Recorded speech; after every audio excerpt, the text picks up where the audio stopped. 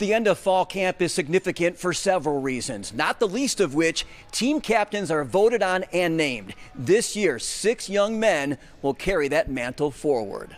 I've been captains, honestly, on all levels. I've always kind of been that leader, my whole life. So, but being at this big of a stage, it means a ton.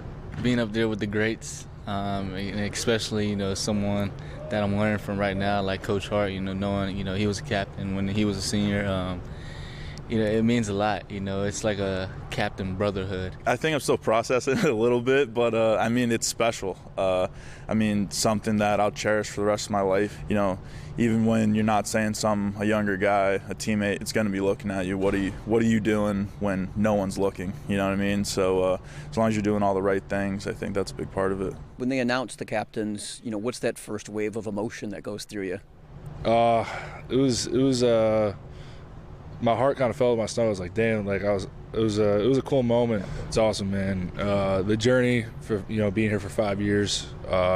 You're not even playing my freshman year. Having worked my tail off. Just to earn a spot on the team.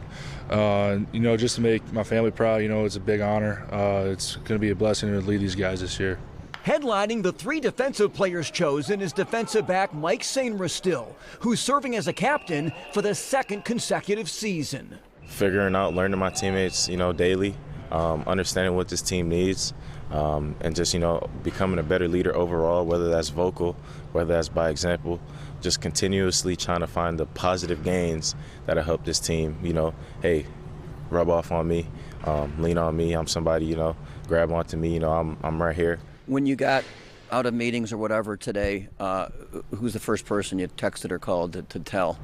My mom. I called her on the phone. We tried to prank her during our meeting. Told my Coach Partridge, he was like, "Yeah, you need to talk to Mike right now." And she was like, "Yeah, what's wrong? What's going on? What's happening?"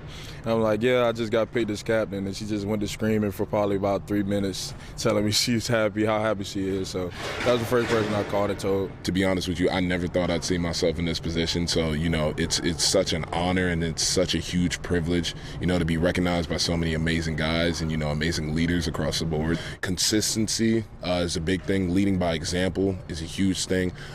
Last thing I would ever want to be is a hypocrite. I never want to be the first person to say something but the last person to do what I say.